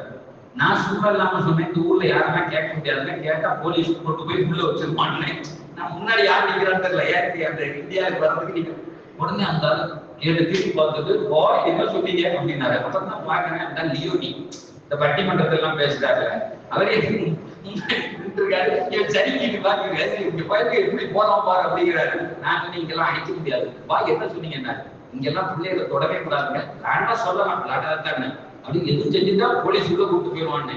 உடனே அந்த சொன்னாரு, அருமையான சட்டமா இருக்க அப்படின்னாரு. சொல்லிட்டு உடனே இருந்தாலும் சொல்றான், இதெல்லாம் இந்தியால இருந்துச்சுன்னா எங்க அப்பா எல்லாம் 365 நாள் உள்ளதான் இருக்கு. போனா ஒரு அடி மண்டையில, நின்னா ஒரு அடி, உட்கார்ந்தா ஒரு அடி. ஏன்டா நிக்கிறேன் பாரு, பாய் இந்தியால இல்லாம போச்சேன்னா அவர் இப்படி நக்கலா பேசுற மாதிரி அதையும் பேசுறாரு. கொண்டாடுறாங்க பிள்ளைகள். சகோதரர்களே, பிள்ளைகள் பின்னாலே உங்களை கொண்டாடுவார்கள். நீங்க அப்ப கொண்டாடி இருந்தீங்கன்னா அல்லாஹ் அதனுடைய நேர்மறை ஒரே ஒரு துவாவை பெருமானார் சொல்லி தராங்க. நீங்கள் வயோதிக காலத்தில் இன்றைக்கு கஷ்டப்படுறாங்கல்ல, அந்த ரிஸ்க் அதிகமாக கிடைக்கணும்னா என்ன செய்யணும்? நீங்க நாயகம் ஸல்லல்லாஹு அலைஹி வஸல்லம் சொல்றாங்க, ஒரு துவாவை நீங்கள் 20 வயதில் ஓதினால் 60 வயதில் அல்லாஹ் உங்களுக்கு பெரிய பொருளாதார நிரப்பத்தை தருவான் அப்படின்னு சொன்னாங்க. அது என்ன துவா சொல்லட்டா? இல்ல அதெல்லாம் 20 வயசுக்காரங்க கேட்கணும் வேண்டாம். ஒரு ஊர்ல போய் சொன்னேன், உங்க பிள்ளைகள் வெளியே போறது மாதிரி வீட்டுக்கு திரும்பணும்னா ஒரு துவா இருக்கு, அதை சொல்லித்தரேன் அப்படின்னு. உடனே பக்கத்துல இருந்த அஜித் சொல்றாரு, சொன்னாதியே அப்படின்னாரு. எல்லா சொல்லுங்கம்மா, இவர் வித்தியாசமா சொல்லாதியேங்கிறாரு. அப்ப உங்க அஜித் வேணாங்கிறாங்க, வேணான்ட்டு எந்திரிச்சு வந்துட்டேன். எந்திரிச்சு வந்து கார் எடுத்துட்டு ஊருக்கு வந்துட்டேன். 2 நாள் கழிச்சு அந்த அஜித் போன் அடிச்சாரு, அஜித் நல்லா இருக்கீங்களா, நல்லபடியா போயிட்டீங்களா? 2 நாள் கழிச்சு, ஆமா அஜித் வந்து 2 நாள் ஆச்சு அப்படின்னு. ஓ அப்படியா, சரி. இல்ல அந்த துவா ஒண்ணு ஏதோ சொல்றேன், நீங்க அது என்ன அப்படின்னு கேட்டாரு. இல்ல அதான் நான் சொல்ல மாட்டேன் அப்படின்னு, நான் சொல்ல மாட்டேன் அப்படின்னு. இல்ல இது சும்மா கேட்டேன், பரவாயில்ல போன வைங்கன்னு வச்சுட்டேன். அடுத்த 2 நாள் கழிச்சு போன் அடிச்சு அதுல இந்த அந்த துவாவை கொஞ்சம் சொல்லுங்களேன், இந்த லேடிஸ் எல்லாம் வந்து கேட்கறாங்க. இல்ல நீங்க தானே வேணாம், இல்ல நம்ம ஏதாவது எழுதி கொடுக்குறோம் போத மாட்டேங்கிறாங்கன்னு ஒரு இதுல கோபத்துல சொன்னேன். இல்ல பரவாயில்ல, நீங்க வேண்டவே வேண்டாம் துவான்னு வச்சுட்டேன். அடுத்த 2 நாள் கழிச்சு எனக்கு அப்பே தெரியல, எனக்கு டெய்லி அடிக்கிறாரு. 2 நாள் கழிச்சாச்சு. அதுல இஸ்லாம் இல்ல நீங்க திருச்சியில இருக்கீங்க, எங்க இருக்கீங்கன்னு கேட்டாரு.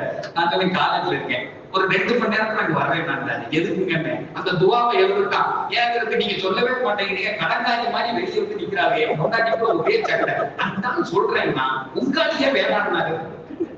எங்க பிள்ளைங்க நல்லா இருக்குதா அப்ப உங்களுக்கு பிடிக்கல அப்படின்னு சொல்லிட்டு தாங்க முடியல இருக்கு, தயவு செஞ்சு நான் வந்துடுறேன், எனக்கு எழுதித்தாங்க.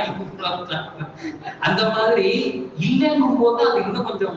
எங்க ரசூலுல்லாஹ் ஒரு துவாவை சொல்லி கொடுக்குறாங்க, நீங்கள் 20 வயதில் ஓதினால் அல்லாஹ் உங்கள் 60 வயதில் செல்வ செழிப்பா வைப்பார். அழகான துவா ரசூலுல்லாஹ் சொல்றாங்க, அல்லாஹும்ம ஜஅல் அவ்ஸஅ ரிஸ்கிக அலைய இந்த கிபரி சின்னி. சின்ன துவா தான், ஒரு சின்ன துவா. اللهم اجعل اوسع رزقك علي عند كبر سني وانقطاع عمري يا من لا تراه العيون ولا تخالطه الظنون ولا يصفه الواصفون ولا تغيره الحوادث ولا يخشى الدوائر يعلم متاقيل الجبال ومقاقيل البحار وعدد قطر الامطار وعدد برق الاشجار ما اظلم عليه الليل والنهار لا يواري منه سماء سماء ولا أرض عرضه ولا بحر ما في قعره ولا جبل ما في وعره اللهم اجعل خير أمري آخرة وخير أمري خواتمة وخير أيامي يوم ألقاك فيه. இத ஒரு ஊர்ல ஓதி முடிச்ச உடனே அல்லாஹ் அக்பர் அப்படின்னாரு ஒருத்தர் முன்னாடி. குத்துபா ஓதி முடிச்சுட்டாரு, சின்ன துவான்னு 1.5 மணி நேரமா ஓடாங்க. இது நீங்க ஆசைப்பட்டீங்கன்னா மனப்பாடம். எங்க ரசூலுல்லாஹ்வுடைய வார்த்தைகள் எப்படி தெரியுமா? நீங்க நினைச்ச உடனே உள்ளே ஏறும். நீங்க நினைச்ச உடனே அந்த வார்த்தை அப்படியே உள்ளே ஏறும். சாமானிய வார்த்தை அல்ல. ஒரு சஹாபி பெருமானார் இடத்திலே வந்தாங்க, வந்து சொன்னாங்க, அல்லாஹும்ம இன்னி உக்ஸிரு அலைக்க ஸலாத, யா ரசூலுல்லாஹ் இன்னி உஹிப்பு அன் உக்ஸிரு அலைக்க ஸலாத். உங்க மேல நான் துஆல நிறைய ஸலவாத் சொல்லணும்னு நினைக்கிறேன். கம் அஜஅல் லக மின் ஸலாத்தி, உங்கள எவ்வளவு நான் ஸலாத் சொல்லணும். இப்ப துஆ ஓதணும்னா முதல்ல அல்லாஹ்வை புகழணும், அடுத்து பெருமானாரை மீது ஸலவாத் சொல்லணும். நான் உங்க மேல வெறும் பிரியம் வச்சிருக்கேன், நான் எவ்வளவு சொல்ல அப்படி கேட்டாரு. உடனே பெருமானார் என்னைக்குமே வந்து சாய்ஸ்ல தான் விடுவாங்க. உன் பிரியம் பாட்டாங்க, உன் பிரியம் மாஷிக்கு அப்படின்னா however you want to do it, உனக்கு எவ்வளவு முடியுமா செய்யும். உடனே அவர் கேட்டாரு, அது கால் பங்கு உங்கள் மேல செலவாச்சு, 3/4 பங்கு நான் துவால வச்சுக்கிட்டா அப்படின்னு கேட்டார். நாயகம் ஸல்லல்லாஹு அலைஹி வஸல்லம் சொன்னாங்க, நீ நாடினா அப்படி செய், 1/4 பங்கு அல்லாஹும்ம ஸல்லி அலா இது சொல்லிக்கிட்டே இருக்காரு, ஸலவாத்த ஃபுல்லா சொல்றாரு. சொல்லிட்டு கொஞ்சோண்டு துவாவை கேட்டுக்கிட்டார், 3/4 பங்கு கேட்டுக்கிட்டார். உடனே பெருமானார் சொன்னாங்க, இதை அதிகப்படுத்தினால் அல்லாஹ் உனக்கு பரக்கத் செய்வான். உடனே அவர் ஆஹா இதை விட கூடயா? அப்ப அடுத்து கேட்கிறாரு, யா ரசூலல்லாஹ், பகுதிக்கு பகுதி, பாதி உங்க மேல செலவாத்து. கையை தூக்குனதுல இருந்து அல்ஹம்துலில்லாஹ் ஆரம்பிச்சு ஸல்லல்லாஹு அலைஹி வஸல்லம் ஸல்லல்லாஹு அலைஹி வஸல்லம் ஸல்லல்லாஹு அலைஹி வஸல்லம் கடைசியா யாரெல்லாம் எனக்கு இந்த தேவை அப்படி பாதிக்கு பாதி செய்யட்டா அப்படிங்கிறது. உடனே பெருமானார் சொன்னாங்க, நீ விரும்பினால் தாராளமாக செய், இதை விட அதிகப்படுத்தினா அல்லாஹ் உனக்கு பரக்கத் செய்வாங்க. பகுதிக்கு பகுதின்னு சொல்லி இதை விட அதிகப்படுத்தினாலா? வேற எல்லாருக்கு உடனே அவர் கேட்கிறாரு, யார சொல்லுவா? 3/4 பங்கு செலவாக்கு, 3/4 பங்கு உங்க பேரை மட்டும்தான், வெறும் செலவாக்க சொல்றேன், 1/4 பகுதி எனக்காக வேண்டி கேட்டுக் கொள்கிறேன், அப்படி செய்யட்டுமா? உடனே பெருமானார் சொன்னாங்க, நீ நாடினால் செய், இதை விட அதிகப்படுத்தினால் அல்லாஹ் உனக்கு பரக்கத் செய்வான். நீட்டர் அப்படியே 3/4 பகுதி செலவாத்துக்கு மேல அப்புறம் நான் எங்க இதுக்கு மேல எங்க கேட்கறது? உடனே அவர் கேட்கிறார், யார சொல்றா? என் துவா முழுக்க வெறும் செலவாத்துதான். நல்ல கவனிங்க, அந்த சஹாபாக்கள் எப்படி நமக்கு வாங்கி தந்திருக்காங்க அந்த செய்தியை, எப்படி உள்வாங்கி இருக்கிறார்கள் அந்த செய்தியை. அஜஅலக ஸலாத்திக்குல்லா, என் துவா முழுக்க வெறும் செலவாத்துதான், அப்படி செஞ்சிட்டுமா? எனக்கென்று நான் எதுவுமே கேட்பதில்லை, அப்படி செஞ்சிட்டுமா? உடனே பெருமானார் 2 வார்த்தைகள் அதுக்கு பதில் சொன்னாங்க. 1400 ஆண்டுகளாக ஹதீஸினுடைய கிதாபுகள் அதை தன்னுடைய ஒளியாக வெளிப்படுத்துகிறது. 2 வார்த்தையில பெருமானார் பதில் சொன்னாங்க. அது முழு வாழ்க்கைக்கு போதும். பெருமானார் சொன்னாங்க, இதன் துக்ஃபஹம்மு வயுஃபரு தம்பக், இதன் துக்ஃபஹம்மு வயுஃபரு தம்பக். நீ அப்படி மட்டும் செய்தால் நீ வாழுகிற காலத்தினுடைய எல்லா கவலையும் இறைவன் போக்கி விடுவான். மறுமையில் உன் பாவம் அனைத்தையும் மன்னித்து விடுவான். You are the successor. இந்த உலகத்திலும் வெற்றியாளர், மறுமையிலும் வெற்றியாளர். இந்த உலகத்திலும் வெற்றியாளர், மறுமையிலும் வெற்றியாளர். போதுமா அப்படின்னா யார சொல்லலாம்? எப்படிப்பட்ட செய்தியை ரசூலுல்லாஹி எங்களுக்கு தந்துட்டு போயிருக்காங்க. நான் ஏற்கனவே சொன்னது மாதிரி ஸலவாத்துகளின் ஊடாக நோய்களை போக்கிக் கொண்டவர்கள் லட்சோப லட்சம் பேர். இங்கே தாய்மார்கள் நிறைய வந்திருக்கிறீர்கள். எங்க பிள்ளைகளை வெளியே அனுப்பிட்டு வீட்டுக்கு வர்ற வரையும் எங்க வயிற்றுல நாங்க நெருப்பு கட்டியிருக்கோம். அது ஆம்பளை பிள்ளையோ பொம்பளை பிள்ளையோ. ஒரு காலம் இருந்தது, பெண் குழந்தைகள் போனா பயப்படுவான். இன்னைக்கு ஆம்பளை பிள்ளை போனாலும் பயம். ஏன்னா அவன் வண்டி ஓட்டுற ஸ்டைல் வித்தியாசமா இருக்கு. 150 அப்படியே படும் கட்டும் கோபத்துல அவன் போனான். போயிட்டு என் பிள்ளை திரும்பி வருவானா தெரியாது. ஒரு மாசத்துக்கு முன்னாடி ஒரு நண்பர் பார்க்க வந்தார். அவர் சொன்னார், தஞ்சாவூர் பஸ் ஸ்டாண்டுக்கு எதிர்த்தாப்புல காவேரி ஹாஸ்பிட்டல்ல ஒருத்தரை பார்க்க போயிருந்தாங்க. அங்க ஒரு தந்தை அழுது எனக்கு ரொம்ப வலிச்சுது, அதை நான் சொல்றேன், அதை நீங்க முழுக்க சொல்றீங்கன்னு தெரியும். சொல்லும்போது சொன்னார், பாத்தியா எல்லாத்துக்கும் நீங்க ஓதுறீங்கன்னு தெரியும், ஆனா அந்த வார்த்தையை சொல்றேன் சொல்லுங்க அப்படின்னு. அவர் சொன்னார், அந்த தகப்பனார் திட்டு அழுகிறாராம், 2.5 லட்சம் ரூபாய்க்கு வண்டி வாங்கி கொடுக்காட்டி செத்து போயிருவேன்னு சொன்னேன். 2.5 லட்சம் ரூபாய்க்கு இன்னைக்கு அது இது ஓட்டுறாங்க, திரும்பி பாக்குறான். 2.5 லட்சம் ரூபாய்க்கு வண்டி வாங்கி கொடுக்காட்டி செத்து போயிருவேன்னு சொன்னேன். 2.5 லட்சம் ரூபாய்க்கு வண்டி வாங்கி கொடுத்தே செத்து போயிட்டியே. ஒரு அத்தாவினுடைய உணர்வு இதுல விளக்கும். பிள்ளைக்கு காசு போச்சு, வண்டிக்கு போச்சு. அதுக்கா பெத்தோம், அதுக்கா படிக்க வச்சோம், அதுக்கா வளர்க்கிறோம். சகோதரர்களே, உங்கள் பிள்ளைகளுக்கு சொல்லுங்கள், இந்த கை ஒரு தடவை உடைந்து விட்டால் மீண்டும் காலம் முழுக்க பழைய கையாக இது ஆகாது, தூக்க முடியாது. ஒரு தடவை அமானிதம், அல்லாஹ் கொடுத்த அமானிதம் இந்த பொருட்கள் ஒரு தடவை உடஞ்சு போச்சு, திரும்ப அது மீண்டும் பழைய நிலைக்கு வராது. அதுக்கு ஒன்னே ஒன்று செய்யலாம். எங்கள் பெருமக்கள் எங்களுக்கு சொல்லித் தருகிறார்கள், உங்கள் பிள்ளைகளை வெளியே அனுப்பினால் 10 தடவை செலவாத்து அனுப்பும். அந்த பிள்ளைக்கு மேல தலையில கழுத்துல பிறவியில கை வச்சு 10 தடவை செலவாக்கு, உங்களுக்கு தெரிஞ்ச செலவாக்கு ஓதி அனுப்பிட்டீங்கன்னா போன முகத்தோடு உங்கள் ஆண்மகன் வருவான், போன முகத்தோடு உங்கள் பெண்மகள் வருவாள். இந்த இன்னைக்கு இருக்கக்கூடிய எந்த பஞ்சாயத்துலயும் அந்த பெண்ணு மாட்டாது. உங்க பையன் ஆரோக்கியமா வரணும். உங்க வீட்டுக்காரர் போனாலும் ஓதலாம், ஆனா கழுத்துல கை வச்சு இல்ல. நிறைய ஊர்ல அதை சொல்லி போட்டு அவர் இங்க வாங்கன்னு கழுத்துல கை அந்த முதுகுல கை வைப்பான். நான் எங்க போறேன் ஓதுறேன் பிரச்சனையா அங்க இருந்து ஆரம்பிக்கும். ஏன் செலவாத்து ஓதி எல்லாம் நல்லா போயிரும்னா இது ஆரம்பிச்சு மாதிரி ஓதி சார் 1500 ஆண்டுகளாக இந்த வார்த்தையை கொண்டு இந்த உம்மத் தங்கள் கை கால் தங்கள் உடல் ஆரோக்கியமாக வாழ்ந்தது அப்படிங்கிறது அடையாளம். அதுக்கான அடையாளமே என்ன தெரியுமா? அப்படி வாழ்ந்தாங்கிறது அடையாளம். கடைசியாக சகோதரர்களே, இந்த 3வது பெருமானார் சொன்னார்கள், இஹ்ரிஸ் அலா மா யன்ஃபஉ வஸ்தஈன் பில்லாஹ் வலா தஅஜிஸ். அடுத்து சொன்னாங்க வலா தஅஜிஸ், என்னைக்குமே நல்ல காரியங்களை செய்வதை அல்லது பிள்ளைகளை செய்ய வைப்பதை விட்டுவிட கூடாது. ஒரு தொழுகைக்கு ஒரு வகுப்பு இருக்கு அப்படின்னு சொன்னா, ஒரு நல்ல காரியத்தை செய்யறன்னா கொஞ்ச நாள் ஆனவன செலவாயிடுது. அதுதான் இல்லையா? கொஞ்ச நாள் ஆனவன என்ன ஆயிடுது, என்ன செய்யணுமா? ஒருத்தர் சொன்னாரு குரான் ஓதிட்டே இருக்கேன், அப்புறம் கொஞ்ச நாள் ஆனவனுக்கு ஒரு தொய்வாயிடுது. ஆனா சில பேருக்கு அதுல பிரியமாகிறது, இன்னும் நல்லா அதிகப்படுத்தி தருகிறோம். இதெல்லாம் ஏன் அப்படின்னு சொன்னா, சமீப காலங்களில் ஒரே ஒரு செய்தியை மட்டும் நான் இந்த மஜ்லிஸ்ல வலுவா பதிவு செய்ய விரும்புறேன். சில பேருடைய பேச்சுகளை கேட்டுக்கொண்டு அல்லது சில மனிதர்களுடைய பேச்சுகளை கேட்டுக்கொண்டு நம்முடைய நடவடிக்கை மாறும். அன்னைக்கு வகுப்புல ஒரு பாடம் கட்டிட்டு இருக்கேன், ஒரு ஹதீஸ் சொல்றேன். ஒரு மாணவன் உடனே என்கிட்ட கேட்கிறான், சார் இந்த ஹதீஸ் சஹீஹா லஈஃபான்னு கேட்கிறான். இந்த ஹதீஸ் சஹீஹா லஈஃபான்னு கேட்கிறான். நான் கேட்டேன் எதுக்குப்பா அப்படின்னு கேட்டேன். எதுக்குன்னு தெரியணும்ல. அவருக்கு சஹீஹ்னா என்னன்னு தெரியாது, லஈஃப்னா என்னன்னு தெரியாது.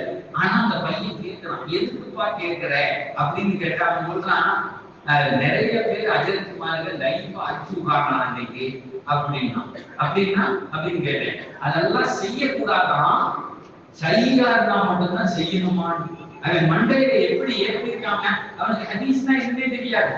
இன்றைக்கு ஹதீஸ் என்ற பெயரை சொல்லி அதை கிண்டல் பண்றதுக்காக வேண்டி சிரிக்கிறான், அதை நக்கல் அடிக்கிறான். அதை பார்க்கும் போது வேதனையா இருக்கு. சகோதரர்களே, சில பேருடைய பேச்சை கேட்க வேண்டாம். சில பேர் பேச்சை கேட்காதீங்க. யார் பெருமானாருடைய ஹதீஸ்களை சொல்லி நக்கல் அடிக்கிறானோ, கிண்டல் அடிக்கிறானோ, அல்லது அந்த குத்தல் எப்படா செஞ்சுக்கிட்டீங்க அப்படின்னா இதை வச்சு என்ன நீங்க நாடி வந்து செய்கிற அப்படின்னு கேட்கிறான். அவனை பத்தி குர்ஆன்ல அல்லாஹ் ஒரு வசனத்தில் சொல்றான்.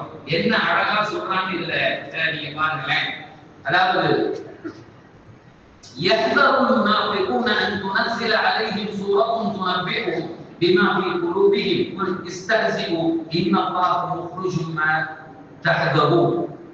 அந்த மனிதர்கள் சொல்லுகிறார்கள், நபியை பத்தி பேசினா, அல்லாஹ்வை பத்தி பேசினா, குர்ஆனை பத்தி பேசினா கிண்டல் அடிக்கிறாங்க. they are kidding. தெரியுமா பாத்தியா அப்படின்னா, இப்ப நீயாவது கொண்டாடுறது என்ன சொல்லுவான், இதெல்லாம் எங்க இருக்கு, எங்க வந்து ரசூலுல்லாஹ் கொண்டாடுனா,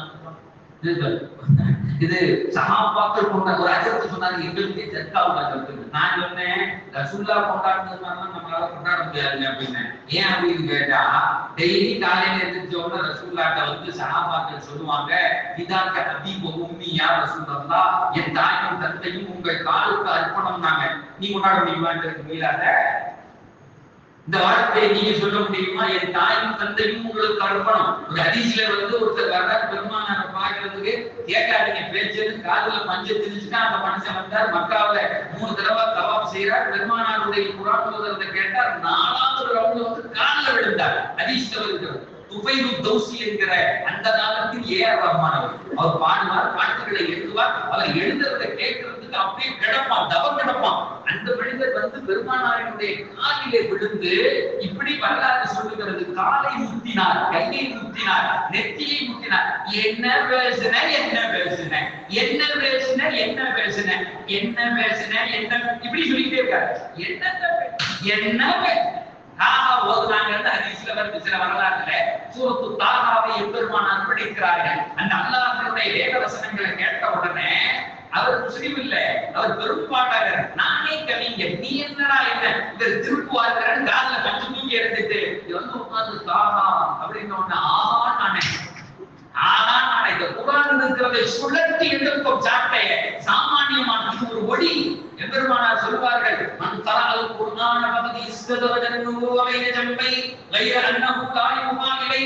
அல்லாஹ்வுடைய இந்த வேத வசனத்தை எவர்கள் படிக்கிறார்களோ நபிக்கு இறங்கின அந்த நுபுவத்தின் ஒளி இதயத்தில் இறங்கும். ஆனால் அது வகி இல்லை அப்படின்னு நான் எங்களை சொன்ன உடனே அவர் சொன்னார், என்ன படிச்சுட்டு என்ன படிச்சுட்டு என்ன படிச்சுட்டு என்ன படிச்சு, அதாவது நிலவந்தார். தங்களுடைய முபாரக்கான அந்த கையை எடுத்து நெஞ்சில வச்சு இப்படியே அடிச்சாங்க. கேட்டாங்க, நீங்க யாரு பாப்பா அப்படின்னு கேட்டாங்க. சொன்னார், துப்பை. யாரு? தௌசி கூட்டத்திற்கு தலைவரான துப்பைலா நீங்கள், தௌசியின் தலைவரே துப்பைலா நீங்கள். உன் வார்த்தையை கேட்பதற்கு அந்த அரபுலகம் சொக்கி கிடந்ததே. பெருமானாருடைய அல்லாஹ்வுடைய வேதத்தினுடைய ஒத்த வசனத்தை கேட்டு கால இருந்து கால மொத்தம் கைக்க மொத்தம் தலையும் என்ன படிச்சுட்ட என்ன படிச்ச திரும்ப. அதுதான் மரியாதை. அதுதான் பெருமானாரின் மீது நாம் வைத்திருக்கக்கூடிய. அல்லாஹ் இந்த வசனத்துல கேட்கிறான். சில பேர் சொல்றான் இஸ்தஹ்ஜிவு, நக்கல் அடிக்கிறான். அந்த பேச்சிலே ஒரு நக்கல். பெருமானாரை பற்றி இது என் வார்த்தைகளே, it's not my word, it's the word of Allah. Allah சொல்லுகிற வார்த்தை. அல்லாஹ்வை பற்றி சொன்னார், அல்லாஹ்வினுடைய ரசூலை பற்றி சொன்னார், அல்லாஹ்வினுடைய வேதத்தை பற்றி தலவணங்கணும்.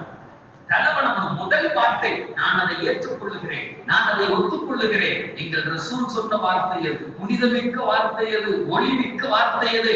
லட்ச மனிதர்களுடைய இதயங்களை அது மாற்றி இருக்கக்கூடிய வார்த்தை என்று ஒரு மூமின் சொன்னவுடன் நடக்கும். இன்னைக்கு அப்படி நடக்குதா? கேட்கலாம், இது லைவ் பண்ணலாம், இதை சொன்னாங்களா, இதை சொல்லுகிறாங்க. லைவ் அப்படின்னு ஒரு ஹதீஸினுடைய அமைப்பு இருக்கு. அது அறிஞர்களுக்கு மத்தியும் உண்டானது. அது நீ பேசுறது அல்ல, அதை அமல் செய்வாங்க. அதுவும் எங்க ரசூல் சொன்னதுதான். அது சட்டங்களுக்காக வேண்டி அதை பிரித்து வைத்திருக்கிறார்கள். ஆனால் எல்லா ஹதீஸுகளும் எங்கள் பெருமானாருடைய வாயிலிருந்து வந்த ஒளிமிக்க வார்த்தைகள், ஒளிமிக்க வார்த்தைகள். இந்த வசனத்துல அல்லாஹ் சொல்றான், அப்படி நீங்கள் சொன்னால் அவன் கேட்கிறான், என்ன நக்கலா பேசுவாங்க. இதை நம்ம பிள்ளைகளை காப்பாற்றுறதுக்காக என்று சொல்றேன். உங்களுடைய வாழ்க்கை சுகசோபனம் அடைய வேண்டும் என்பதற்காக சொல்லுகிறேன். இந்த காலத்துல வேற எந்த மாற்றமும் வேண்டாம். அதாவது குர்ஆன் அல்லாஹ் சொல்லுவான், வமன் வஅத்தின் ஷஆயிரல்லாஹ் ஃபஇன்னஹா மின் தக்வல் குலூப். எவர்கள் அல்லாஹ்வினுடைய அத்தாட்சிகளை மதிக்கிறார்களோ அதுதான் ஈமானுடைய அடையாளம். இந்த வசனத்தில் அல்லாஹ் சொல்றான், வலஇன் ஸஅல்தஹும் லயகூலுன்ன இன்னமா குன்னா நஃபூது வ நல்அப், இன்னமா குன்னா நஃபூது வ நல்அப். ஹதீஸ் என்று சொன்னார், குர்ஆன் என்று சொன்னார், ரசூல் என்று சொன்னார். அப்படி ஒரு நக்கல் பார்வை. ஏன் இப்படி சொன்னேன்னு கேட்டா, சும்மா தாங்க சொல்றோம். எப்படி சொல்றான்? சும்மா நாச்சிட்டு சொன்னோம், வேற ஒண்ணு இல்லையே. குன்னா நஃபூது வ நல்அப். அல்லாஹ் கேக்குறான், குல் அபில்லாஹி வ ஆயாத்திஹி வ ரசூலிஹி குன்தும் தஸ்தஹ்ஜிஊன். என்ன உங்கள் கிண்டலுக்கும் அல்லாஹ்வும் அல்லாஹ்வுடைய தூதரும் அல்லாஹ்வுடைய வேதங்களும் தான் கிடைச்சதா? சார், தலைக்கு மேலே உயிருக்கு மேலே குர்ஆன் சொல்லும், அன்-நபிய்யு அவ்லா பில் முஃமினீன். உங்கள் உயிரை விட உங்களுக்கு பெருமானார் மேலானவர்கள். ஒரு இடத்துல உங்கள் உயிரை கொண்டுதான் பெருமானாருக்கு துடைக்க வேண்டும் என்று சொன்னால், உள்ளிருந்து உயிரை உருவி எடுத்து கூட நீங்கள் இதை துடைக்க வேண்டும் என்று குர்ஆன் சொல்லுமே. அந்த நபி அன்-நபிய்யு அவ்லா பில் முஃமினீன், எங்கள் உயிரை விட. சரி, ஒரு உயிரை விட எப்படி நெருக்கமா இருக்க முடியும்? உங்க உயிர் அல்லாஹ் சொல்றான், உயிரை விடனா அப்ப நீ எங்கள் மூளையெல்லாம் விட அடிபணியணும். கேட்ட உடனே எங்க ரசூல் சொன்னாங்க தலை வணங்கணும். அல்லாஹ் சொல்றான், நீங்கள் அபில்லாஹி வ ரசூலி வ ஆயாத்திஹி வ ரசூலிஹி குன்தும் தஸ்தஹ்ஜிஊன் அப்படின்னு கேட்டுட்டு அல்லாஹ் முடிக்கல. அல்லாஹ் சொல்றான், லா தஅத்ததிரு முஜ்ரிம், லா தஅத்ததிரு ஃபகத் கஃபர்தும் பஅத ஈமானிக்கும். அல்லாஹ் சொல்றான், நீங்க இன்னைக்கு எக்ஸ்கியூஸ் கேட்காத.